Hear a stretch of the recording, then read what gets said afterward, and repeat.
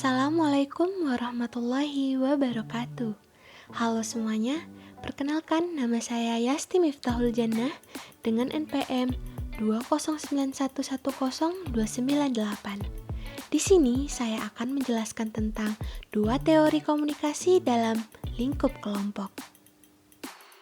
Topik yang akan dibahas adalah yang pertama, teori keseimbangan, dan yang kedua, teori sosiometris. Yang pertama, teori keseimbangan. Teori ini dikemukakan oleh Heider yang menjelaskan bahwa sesuatu yang tidak seimbang akan menimbulkan ketidakselarasan dan ketegangan, sehingga menimbulkan tekanan dalam suatu hubungan. Maksud dari teori ini, keseimbangan dalam komunikasi sangat penting untuk mencegah adanya ketidakselarasan tekanan atau masalah dalam suatu hubungan. Keadaan seimbang akan muncul apabila hubungan memiliki sifat positif dalam berbagai hal, atau jika terdapat sifat negatif dan positif. Semua kombinasi lain selain ini adalah tidak seimbang. Sebagai contoh, si A bergabung dalam suatu kelompok kecil. Si A merasa bahwa ia merupakan bagian dari kelompok tersebut, sehingga ia berusaha mencari beberapa informasi dari anggota lainnya.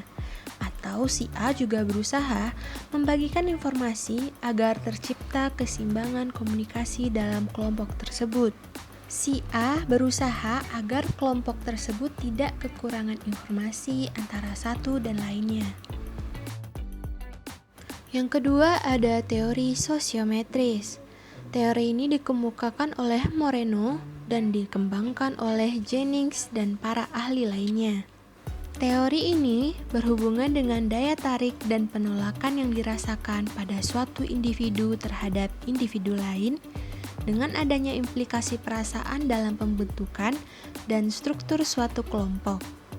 Ketika individu mulai tertarik dengan individu lain dan saling menempatkan diri pada kedudukan yang paling tinggi, maka individu tersebut akan lebih mendominasi untuk berkomunikasi dengan individu lain dalam suatu kelompok, hingga terbentuk kubu-kubu yang saling membenci.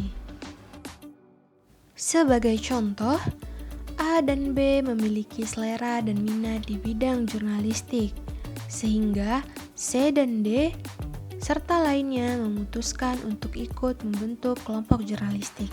Juga sebaliknya, jika A dan B selera dan minatnya berbeda, maka mereka akan tidak saling setuju dalam membentuk suatu perkumpulan atau kelompok. Baiklah, hanya ini yang dapat saya sampaikan mengenai topik bahasan ini. Apabila ada kesalahan serta kekurangan, mohon dimaafkan serta dimaklumi, karena saya masih dalam tahap belajar. Terima kasih telah menonton dan sampai jumpa.